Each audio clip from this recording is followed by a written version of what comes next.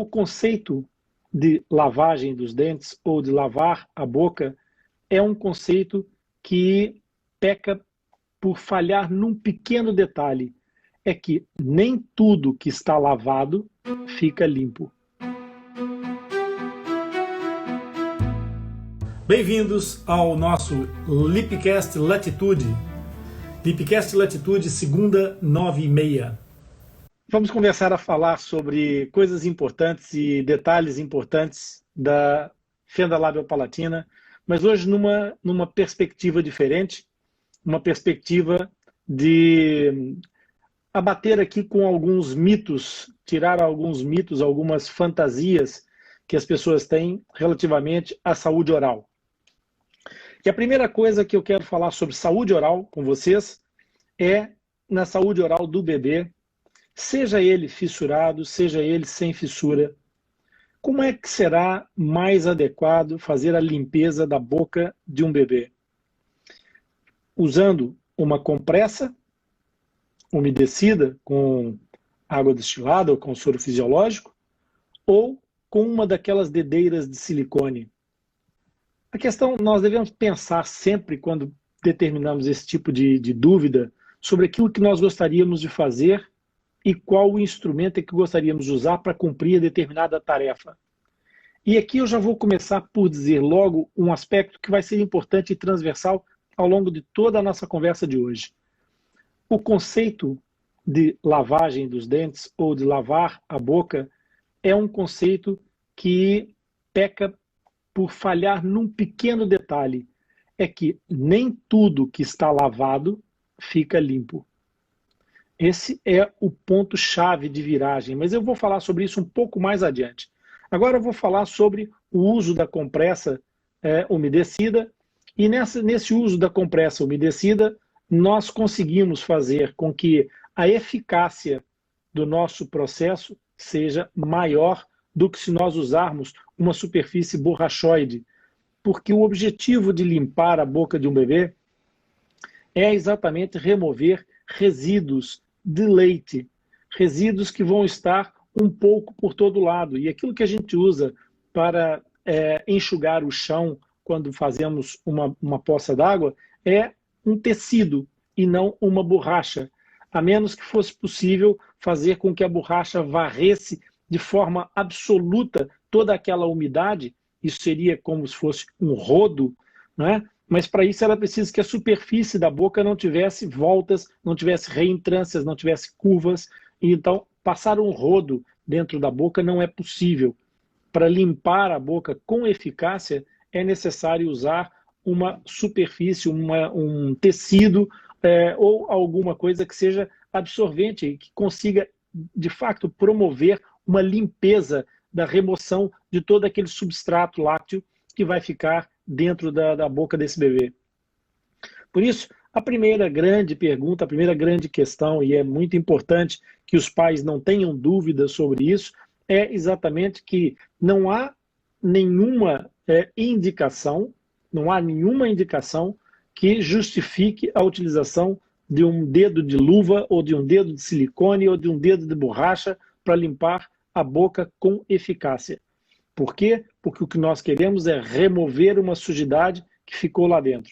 E isso não vai acontecer com a borracha. A borracha, quando muito, pode espalhar, tirar de um lugar e colocar no outro, mas não vai sair de dentro da cavidade oral. Nos casos de fenda, essa situação torna-se um pouco mais complicada e mais incorreta, vamos dizer assim, ou menos indicada, menos aconselhável ainda. Por quê? Porque há uma comunicação entre a cavidade oral e a cavidade nasal. E essas duas cavidades, elas têm um conceito muito específico de microbiota, ou seja, de vida de micro-organismos que são próprios da cavidade oral e os outros que são próprios da cavidade nasal.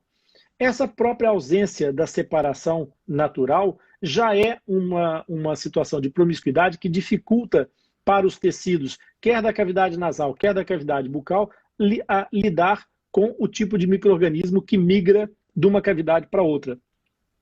Agora, se nós subirmos a parada, se nós escalarmos esse aspecto, provavelmente muitos de vocês, em algum momento, poderá ter tido a experiência de meter água pelo nariz numa piscina. Uma piscina tem cloro, tem uma série de lixos naquela água, e a sensação que provoca é de ardor na cavidade nasal.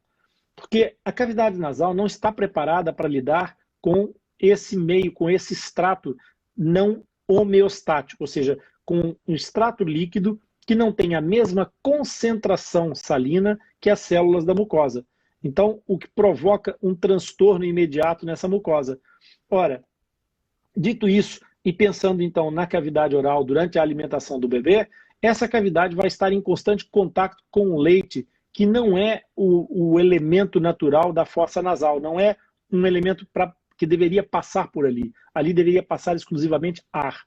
Mas se nós continuarmos no processo da alimentação e, terminando o processo da alimentação, o bebê tem resíduos de leite na boca e nós vamos limpar esses resíduos, nós vamos procurar remover todo esse tecido lácteo, todo esse extrato e esse substrato infectado, ou seja, cheio de bactérias da cavidade oral e também da cavidade nasal. Mas se nós utilizarmos uma dedeira de borracha, nós vamos espalhar a sujidade e os resíduos de leite por todo lado.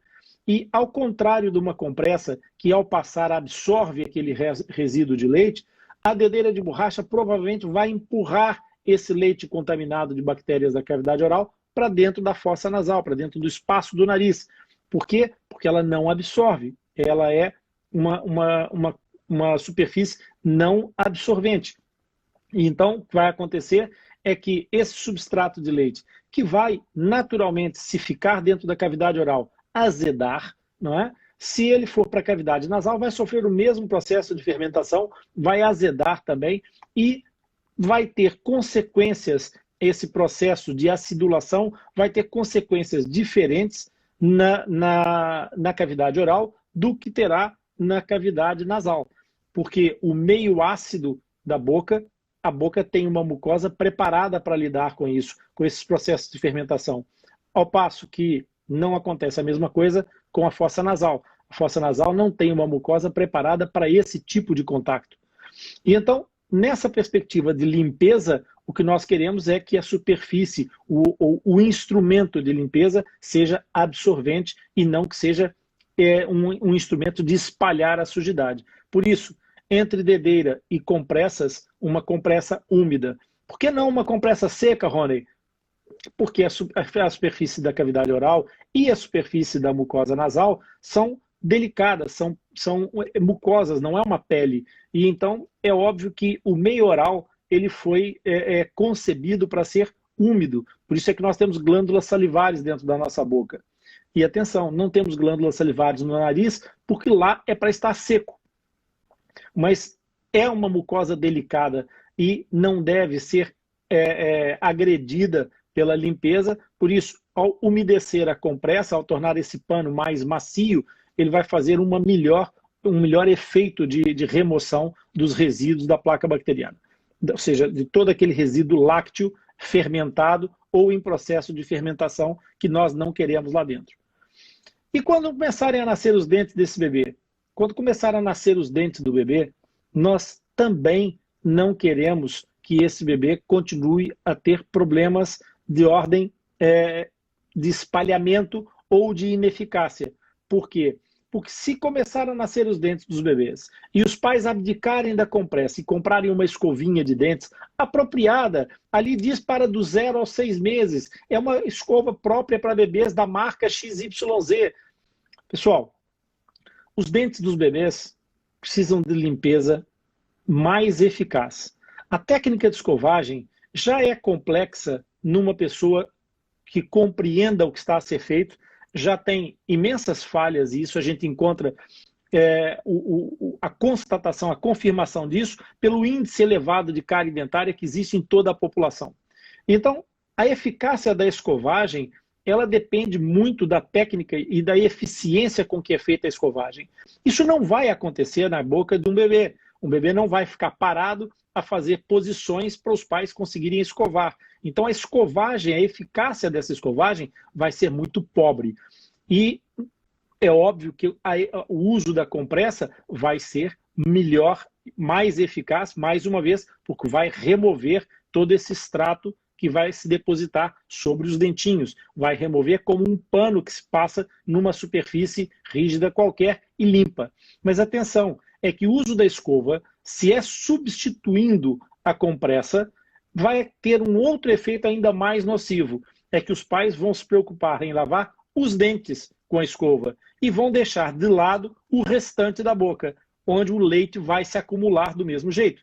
E então, a técnica de escovagem vai deixar de ser eficaz novamente. Nós vamos melhorar o esfregaço em algumas zonas, vamos piorar a eficácia da limpeza em várias zonas do dente e pior, vamos deixar o restante da boca em déficit de limpeza. E aquele acúmulo de resíduo lácteo, mais uma vez, vai entrar em processo de fermentação e tudo que a gente já conversou antes vai voltar a acontecer. Se a criança tiver uma fenda, então ainda mais complexo se torna esse processo. Por quê? Porque normalmente a fenda é uma zona a mais de limpeza e uma reentrância de difícil acesso.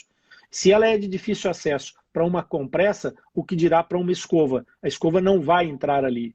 Por falar em escova, nós até aqui há tempos desenvolvemos um projeto de uma escova de dentes adaptada para pacientes portadores de fenda lábio-palatina. Essa escova tem um projeto aprovado, foram feitos trabalhos de confirmação da eficácia desse trabalho, trabalhos científicos muito sérios, mas, entretanto, o fato é que nós ainda não temos uma empresa que possa produzir com qualidade e dentro do respeito pelo projeto em termos de geometria, para que essa escova esteja hoje comercializada. Portanto, ela não está comercializada e ainda não está em comercialização previsível, porque nós continuamos a tentar que haja alguma empresa que se interesse pelo processo de fabricação dessa escova. Não tendo essa escova, então, opção número 1 continuará a ser a compressa umedecida. Mas já tem 4 dentes, já tem 6 dentes, não importa. Enquanto tiver a fase de roedor, porque nós de lactantes passamos a roedores. E só depois de roedores é que nós passamos a mastigadores. Okay? Por isso, nessa fase em que a criança tem os dentitos à frente, vão continuar exclusivamente a utilização da compressa para efeito de lavagem e de limpeza da cavidade oral. Rony, mas o médico XYZ disse que deveria começar a usar a escova dos dentes? Sim. A escova dos dentes deve ser começada a ser trabalhada na cavidade oral não para efeito de limpeza, mas para efeito de dessensibilização e de familiarização com o instrumento. Quanto mais cedo a criança se habituar com a presença daquele instrumento, mais fácil vai ser todo o processo de educação da sua higiene oral no futuro. Por isso, muito importante, escovas podem ser utilizadas, mas não têm o objetivo, a finalidade de fazer a limpeza, a higiene oral. Okay? Pode fazer o uso da escova como estimulador apenas para essa criança começar a se habituar com o processo da lavagem. E depois, quando os dentinhos molares começam a nascer, aí sim a eficácia da escova é importante, mais uma vez, para essas zonas, porque os molares são aqueles dentinhos grandes que têm uns morrinhos e uns sulcos, e nessa zona a compressa já não vai ser tão eficaz quanto a escova dos dentes, a escova pequenina. Então, nessa altura, os pais devem começar a privilegiar o uso da escova para obter uma melhor limpeza desta região. E se o bebê, nessa altura, ainda for lactante, ainda estiver a amamentar, ou pelo peito, ou de outra forma qualquer, já tem 7 meses, 8 meses, 9 meses, 1 ano, e ainda continua, não deixem de fazer uso da compressa e lembrem-se de um aspecto muito importante. A higiene oral, seja com escova, com compressa, com o que for, independentemente da fase da criança, é responsabilidade dos pais ou cuidadores do 0 até aos 6 anos. Quem tem a responsabilidade de remover a placa bacteriana dos dentes de uma criança até aos 6 anos são os seus pais. A criança até aos 6 anos não tem capacidades de coordenação motora fina desenvolvidas o suficiente, nem de autocontrole suficiente para manter uma escovagem, nem pelo tempo necessário, nem com a eficácia necessária para que essa escovagem obtenha toda a eficácia que é necessária de remoção de placa bacteriana. Dos 6 aos 10 anos, a gente já está a dar um pulo para frente aqui, mas é só para deixar isso já claro, vamos já deixar essa parte limpa.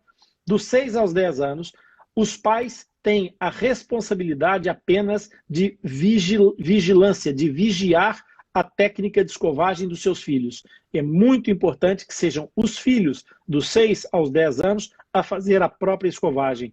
E de preferência como escova manual, porque a escova manual desenvolve processos importantes de aleatoriedade da limpeza e desenvolve, além disso, outros processos muito importantes também de desenvolvimento da sua coordenação motora fina, que são elementos importantes até para o seu desenvolvimento escolar a nível da ortografia, da sua caligrafia. Dos 10 anos em diante, a partir daí, a criança que foi educada a fazer uma correta higiene oral, que faz uma limpeza dos seus dentes, está apta a continuar a fazer o procedimento sozinho, mas só a partir dos 10 anos de idade. Ok?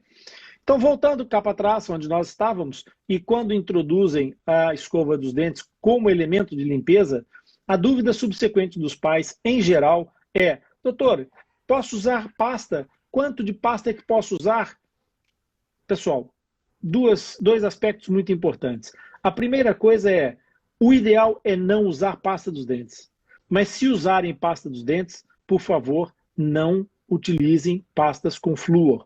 Porque na maior parte das localidades, seja do Brasil, de Portugal, eu não sei como é que está o sistema em Angola e Moçambique, mas nós temos complementaridade de flúor de diversas formas. O Brasil tem água fluoretada.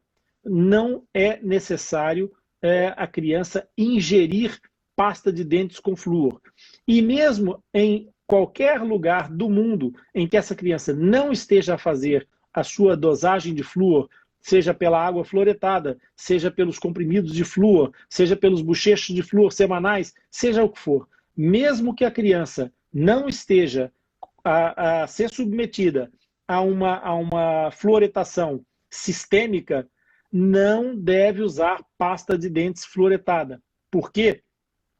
Porque não é possível determinar a quantidade de flúor que essa criança vai ingerir, porque esta criança, nessas fases, não consegue bochechar e deitar aquela pasta fora. Ela vai engolir. E na maior parte das vezes as crianças, até porque as indústrias muito sabiamente, muito sagazmente, desenvolvem paladares e sabores nas pastas dos dentes para fazer a captação da atenção da criança. O que é importante é que não usemos pasta dos dentes, por quê? Para evitar que, com o uso da pasta dos dentes, a criança acabe por ingerir uma quantidade, uma concentração de flúor que não é adequada para a ingestão do flúor. Por isso, flúor tem uma quantidade certa, porque o flúor traz imensos benefícios para a dentição.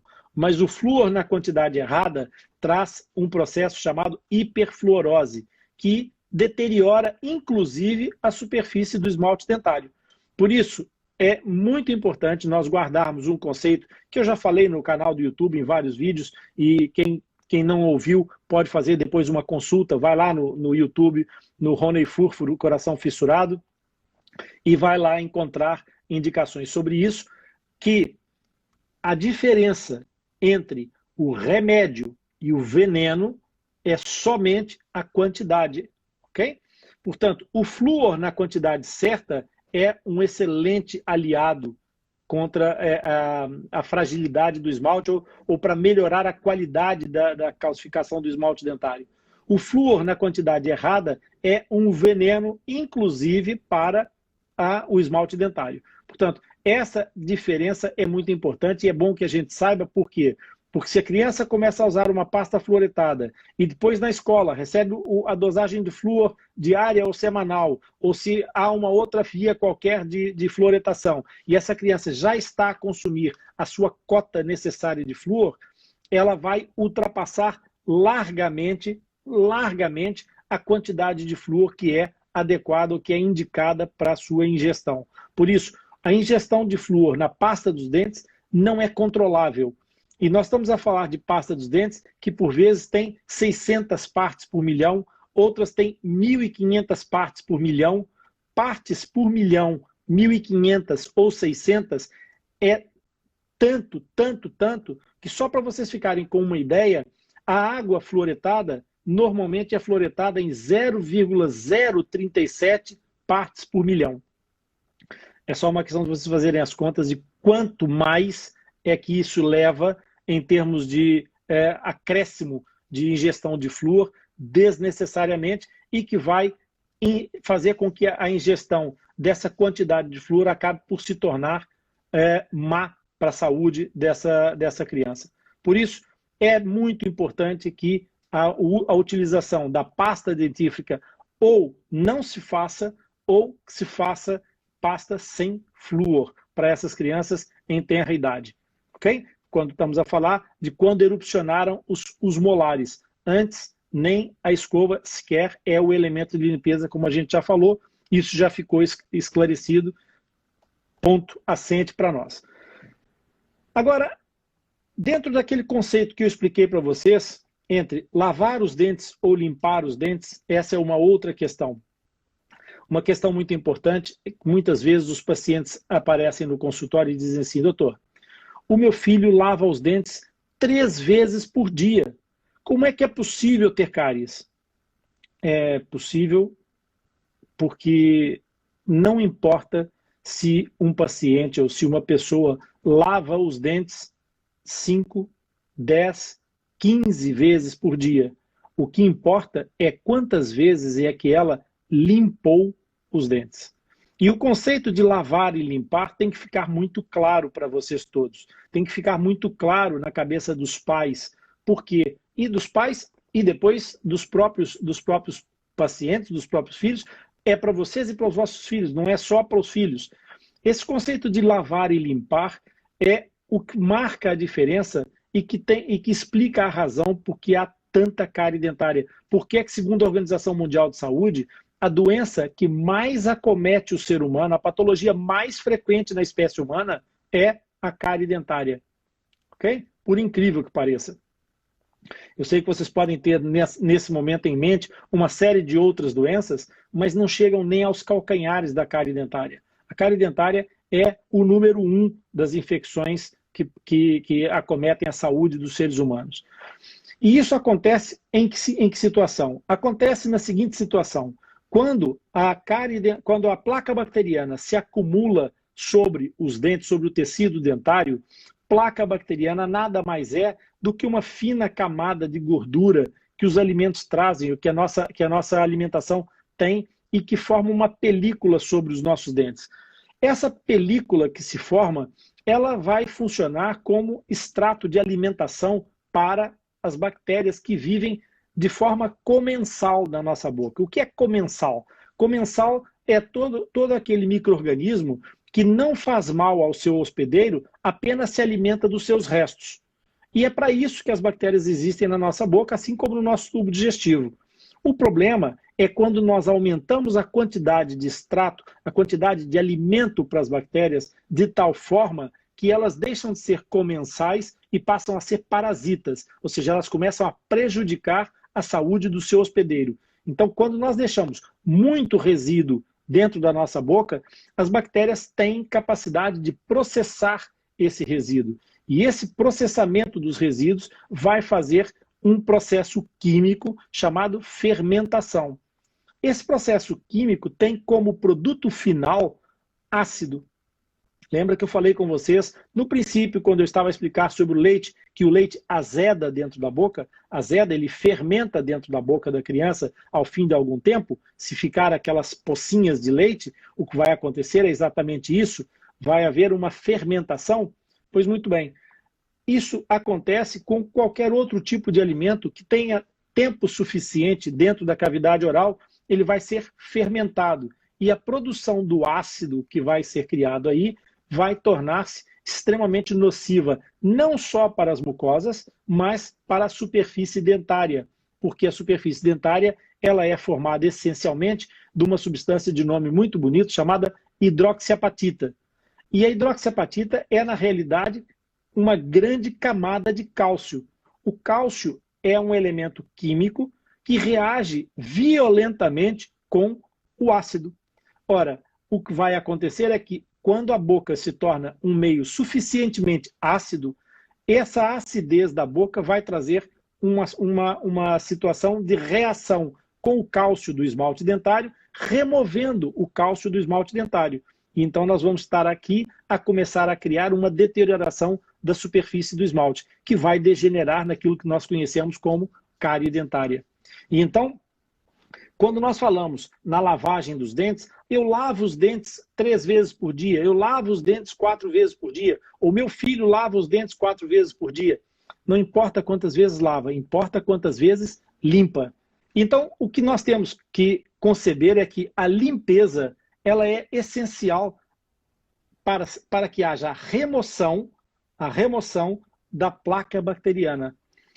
Ou, pelo menos, a desorganização da placa bacteriana. Olha que coisa curiosa. Na verdade, as pessoas têm uma concepção muito crítica sobre o fato de a placa bacteriana ser um inimigo intransponível, um inimigo completamente imbatível. E, na realidade, não o é. A placa bacteriana não é um inimigo intransponível. A placa bacteriana, na realidade, ela só precisa ser desorganizada. Porque para ela funcionar ao ponto de ser patogênica, ela tem que estar estruturada e organizada e ter tempo. Tem que ter algum tempo para que haja atuação do processo de fermentação que vai levar à produção de ácido suficiente para desmineralizar os dentes. E então, o que é preciso fazer quando se vai fazer a higiene oral não é lavar os dentes simplesmente, é limpar os dentes. Rony, então, e como é que se limpa os dentes? Limpa-se os dentes lavando. A forma de obter a limpeza é pela lavagem, mas o fato de lavar não é por si só a certeza de que há uma limpeza. Nessa tentativa de remover a placa bacteriana, nós conseguimos perfeitamente desorganizar a placa bacteriana e ela já deixa de ser patogênica. Ela já se torna numa situação menos nociva para a saúde da cavidade oral e da superfície dentária. No caso das fendas labiopalatinas, ainda mais preocupante se torna o acúmulo da placa bacteriana, porque geralmente na zona da fenda há uma formação, uma proliferação de dentes ou mal posicionados, ou virados, inclinados, ou até o aparecimento, o surgimento de algum dente que esteja virado mesmo para dentro da fenda labiopalatina. E isso faz com que o acesso à limpeza torne-se mais complicado, mais difícil. Então, nesses casos, como não existe ainda a tal fabricação da escova que pode ajudar a resolver esse problema, a sugestão é que os pacientes fissurados, ou seus pais, continuem a utilização de uma compressa ainda durante a fase de dentição adiantada para limpar aquelas zonas mais próximas da fenda, removendo das superfícies dentárias que os dentes que estiverem lá metidos, tentar fazer com que esses dentes sejam limpos. Agora chegou a ajuda, vamos ver se eu consigo que alguém me tire daqui este animal. É só deixar aí, escalhar essa porta para poder circular. Bom, retomando. Tem assessores para assuntos aleatórios aqui. E então, essa remoção da placa bacteriana na zona da fenda é extremamente importante, exatamente para evitar que haja deterioração dos dentes na zona da fenda, especialmente naquelas zonas de difícil acesso. Por quê? Porque isso vai fazer com que depois a perspectiva de tratamento desses dentes também seja dificultada pela mesma razão que foi difícil evitar o problema, ou seja, pela dificuldade de acessibilidade ao tratamento desses dentes. Muito bem. Então, placa bacteriana é só e tão somente uma camada de resíduos de alimentos. Se nós não removermos esses resíduos de alimentos, nós vamos alimentar as bactérias da nossa boca em demasia. E elas vão deixar de ser comensais e vão ser parasitas. Por isso, é muito importante conservar esse conceito diferencial entre lavagem e limpeza. E depois, o outro aspecto muito importante é que, a uma dada altura, os pais questionam-nos sobre a quantidade de dieta cariogênica, de açúcares, que essa criança possa ou deva ingerir. Pessoal, vamos matar já aqui outro monstro que não é verdade. Os doces e os açúcares, e tomem bem atenção nisso, porque isso vai ser disruptor. Doce não estraga os dentes. E essa agora? Alguém vai dizer por aí. Ei, o Rony anda maluco, olha o que é que o Rony foi dizer. Doce não estraga os dentes. Ok? Para se estragar os dentes, é preciso necessariamente juntar na equação 3 elementos.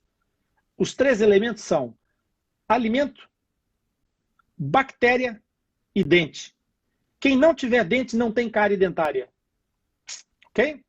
Quem não tiver bactéria pode encher a boca de açúcar e ficar lá com açúcar a noite inteira, com a boca fechada. Porque se não tiver bactéria, não vai haver processamento, tal processo de fermentação que produz ácido.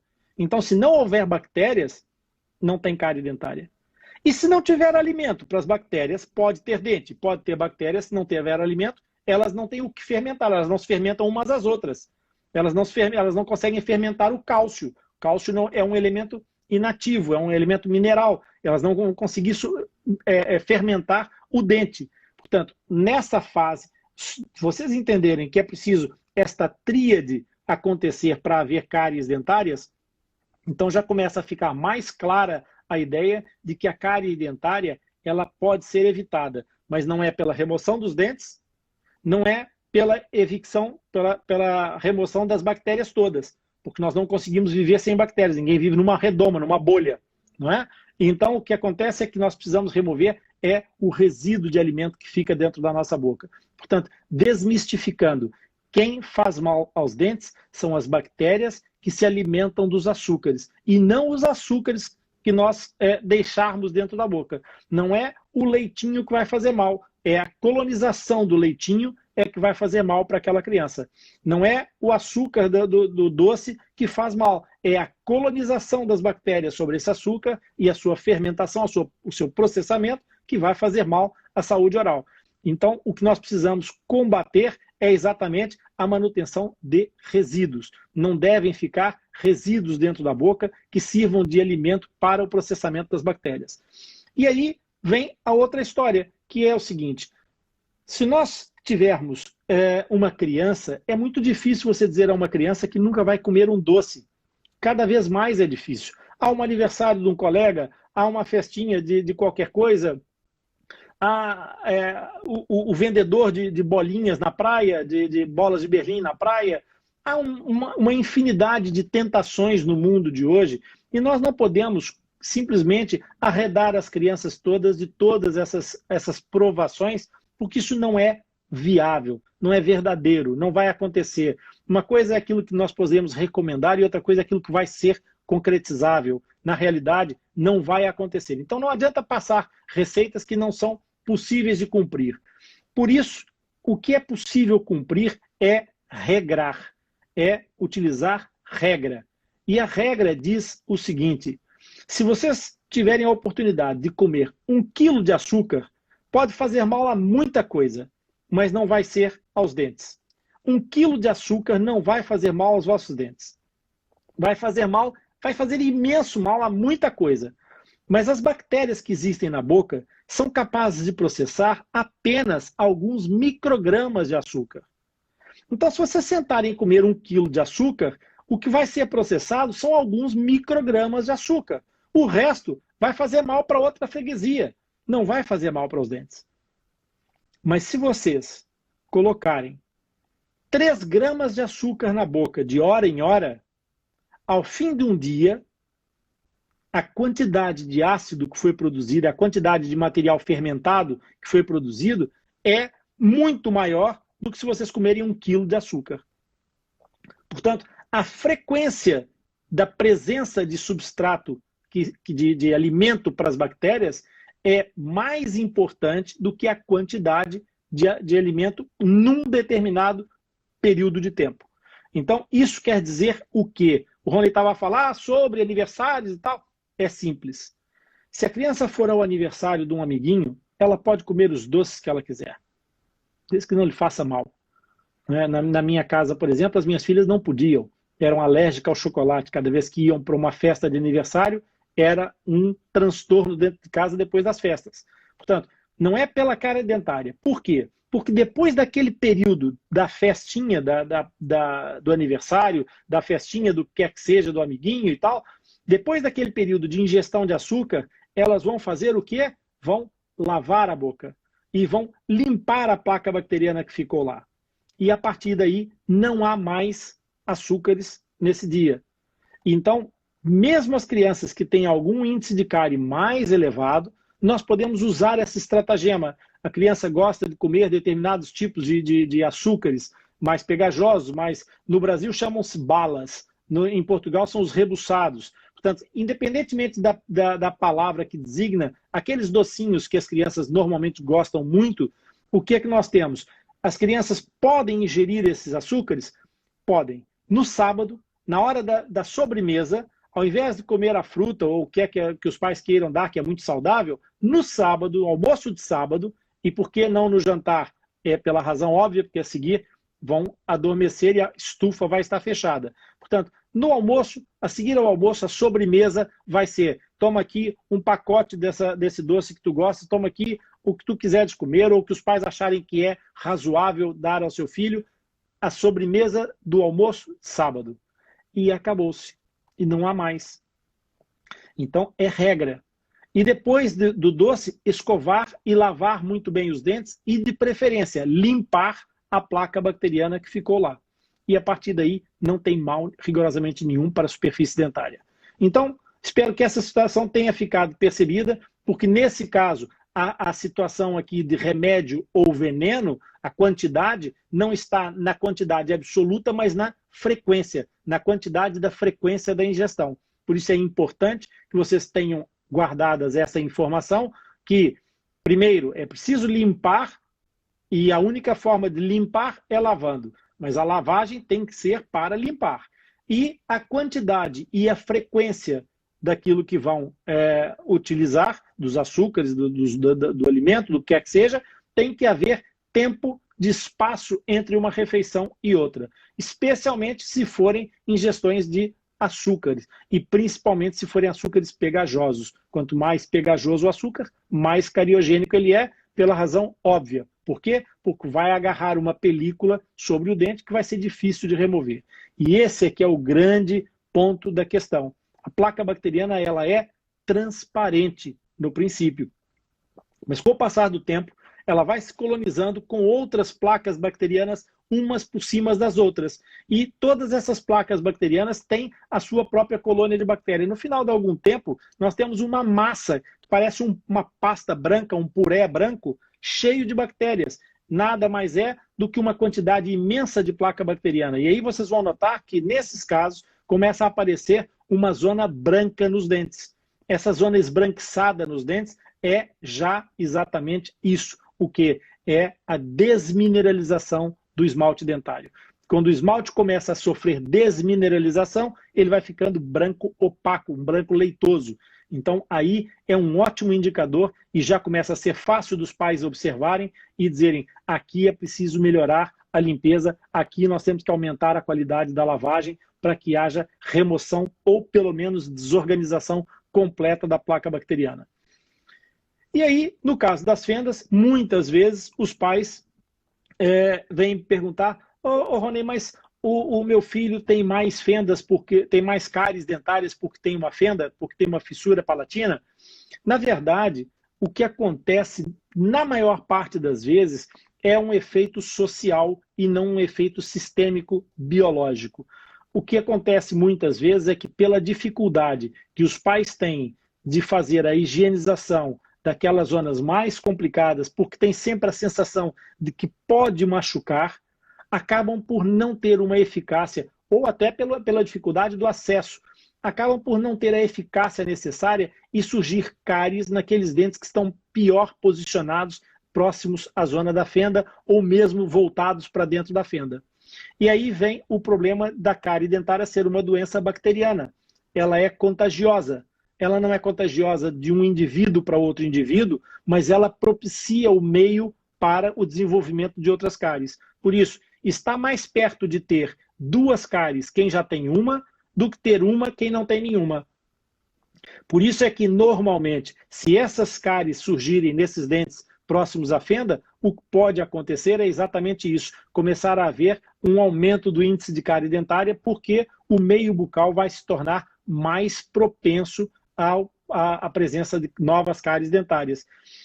E aí, por último, e para completar a nossa conversa de hoje, uma última questão que os pais costumam colocar é que, doutor, mas olha que esse dente que o meu filho tem aqui todo estragado, já nasceu todo estragado, ele deu cárie lá dentro, deve ser por causa do açúcar, deve ser por causa da mamadeira, deve ser por causa do antibiótico, deve ser, é um monte de deve ser, e não é por causa de nada disso, ok? Na maior parte das vezes, até o dente nem sequer está estragado. Estragado no sentido da concepção de que estragado para os pais é cariado, não é? Portanto, a cárie dentária, ela tem que ter aquelas 3 coisas que eu falei com vocês. E dentro da gengiva, antes do dente nascer, não tem bactérias, não tem alimentos, portanto, não tem cárie dentária. Nenhum dente vai nascer estragado. O que acontece, e acontece nas crianças portadoras de fenda palatina, mais frequentemente, mas também pode acontecer em crianças que não têm fenda labiopalatina, é de ter um quadro chamado amelogênese imperfeita. O que isso quer dizer? Amelo é esmalte, gênese é formação. Imperfeita, formação do esmalte dentário. Isto, por vezes, pode acontecer. É mais frequente acontecer nas crianças com fenda labiopalatina por uma desorganização dos tecidos de formação dentária, que pode acometer mesmo a alguma distância, mas acontece muito regularmente próximos da zona da fenda, porque a zona da fenda promove uma desorganização dos tecidos iniciais. Era para nascer um dente que não vai nascer, acaba por nascer dentes que não deveriam nascer.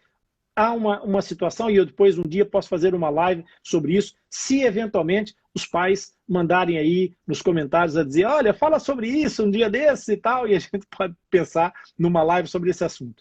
Mas, voltando para a questão da amelogênese imperfeita, esse dente pode parecer que nasceu já todo estragado, com uns buracos, com uma superfície irregular e, inclusive, com uma coloração diferente. Isso é apenas e tão somente o quadro desta situação, que é uma situação de formação do próprio dente, em que os dentes formaram-se mal, e formando-se mal, vão chegar dentro da cavidade oral com a formação que tiveram. Por quê? Por uma razão muito simples, por uma razão extremamente simples. E qual é a razão disso?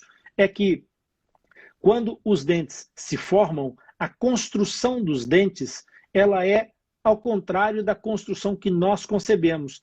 Em geral, nós concebemos a construção pelos alicerces até o telhado.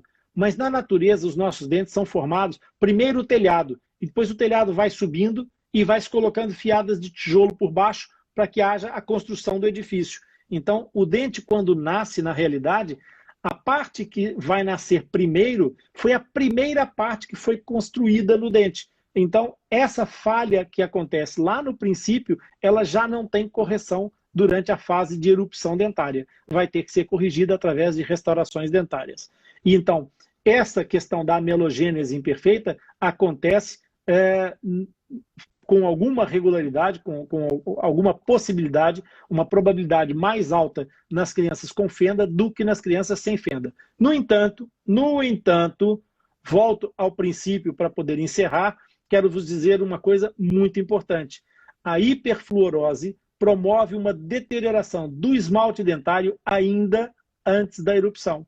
Portanto, uma hiperfluorose pode danificar a superfície do esmalte dentário e o dente já nascer com uma dismorfia, ou seja, com alterações da sua forma por causa dessa, não vou chamar de envenenamento, mas não deixa de ser pelo flúor, pelo excesso de flúor. Okay? Por isso, muito cuidado com o flúor, muito cuidado com a quantidade dos remédios, porque os remédios na quantidade errada acabam por se tornar um problema, um veneno. E a diferença entre o remédio e o veneno é que o remédio trata e o veneno mata. Ok? Então, eu assim fico por aqui. Quero agradecer a presença de todas as pessoas que vieram hoje. Muito obrigado por estarem aqui conosco em mais um Latitude, segunda às 9h30. Fiquem bem.